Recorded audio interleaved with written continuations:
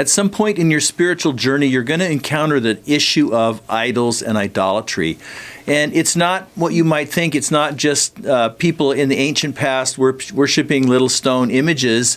It's really deeper than that. And so we're going to talk about maybe how that was understood in Mormonism and really what we've learned about idols since leaving Mormonism. And so, tell us a little bit about the LDS understanding of idols and idolatry from your experience. When I was LDS, we'd, Sunday school and seminary, we'd go through the Ten Commandments, and I always wondered, what is idol worship? And I understood it as praying to statues, and I figured that was idolatry, but something was nagging, like there's something more. There must be more to that. And slowly I began to understand, well, I guess, somebody really idolized a sports hero or something like that could be an idol.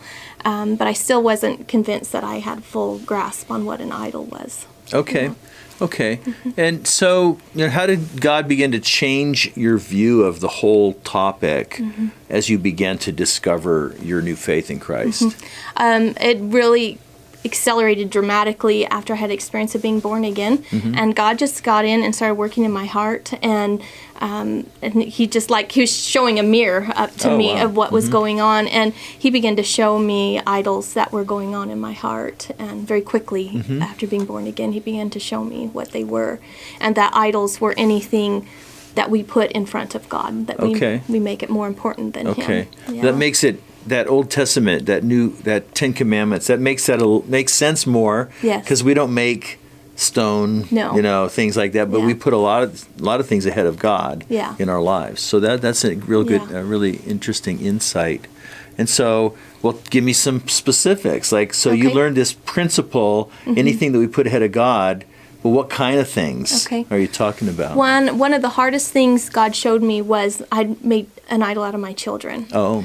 And we went through some difficult things that broke my heart. And God said, your heart, I feel like he said to me, your heart would not be so broken if you had not made an idol out of your children. Wow. Okay. And so I really had to wrestle with that. And I began to dawn on me that things that are good, family, church leaders, children that are good and they're important can become idols. Yeah, there's nothing. They can get out of balance. Yeah, children having a family and all that is not evil by any means, right? Yeah. But it can get out of proportion or out of order. Is that kind of like? Yeah. I would say they were my priority over God, and I didn't even realize I'd done that. Yeah. Interesting. Because what you're saying is like. God's revealing to you that it's a heart issue. Yeah. It's not just an issue of like, oh, there's a statue and but it's what's happening within my heart, and he revealed that to you about your kids. Yep. So, what else did you discover? Like thinking back on your LDS experience, then from this new insight, this new perception, did that start to look a little bit different for you?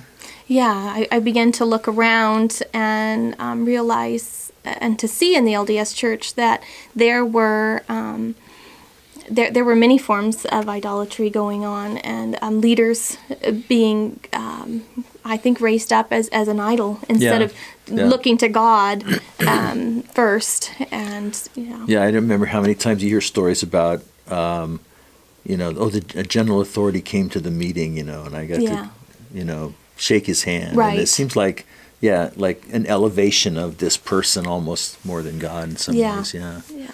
Yeah. Okay, that's interesting. What else as you look back? As we were transitioning out of the church, my sister passed away. Oh my gosh. Yeah, she was young and it was really hard. And as I heard, extended family and Mormon friends speaking to me, addressing the topic of death, I would hear this person, or when somebody dies, they're with grandma, they're with grandpa, or with our other dead loved ones, and that was held up as comforting. But as we had begun attending some Christian churches, and I was hearing from Christians, when somebody dies, I'm hearing them say they're at the feet of Jesus, they're worshiping God, they're in heaven with Jesus. Like that was their highest thing that they could look for, was to ultimately be with Jesus, was their ultimate. Wow. Yeah. Okay. That's so interesting, because on the one hand, in your earthly life here, you discover that children and family could become an idol, and then you're looking at eternity and you're realizing the family can become an idol, and it's because it's displacing what the place that Jesus deserves when we think about someone's eternal destiny and so forth. That's really insightful. I had always looked back, wondering even before I was born again, why there isn't a real worshipfulness in the Mormon church and in sacrament meeting. There's something lacking that I could see in Christianity. And I think it comes down to that they're worshiping a God. The Christianity is a God that has saved them. And so I think it makes for a much more deep worship, that you are eager to get to heaven to be with Him and not to become a God yourself. It makes and when you experience that God who's so great and so transcendent, it's harder to put something else ahead of Him.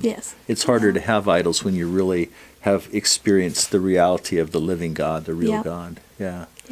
Well, that's very insightful, and I hope that's encouragement to you today to think about your life, that really God, how much He's worth and what He deserves from our heart, and let's all take a look at maybe there's some things in our lives that we've been putting ahead of Him, even good things that have, kind of maybe diverted our attention away from the love and the adoration that God deserves. So thanks for checking it out today, and God bless you. Hope you have a wonderful day.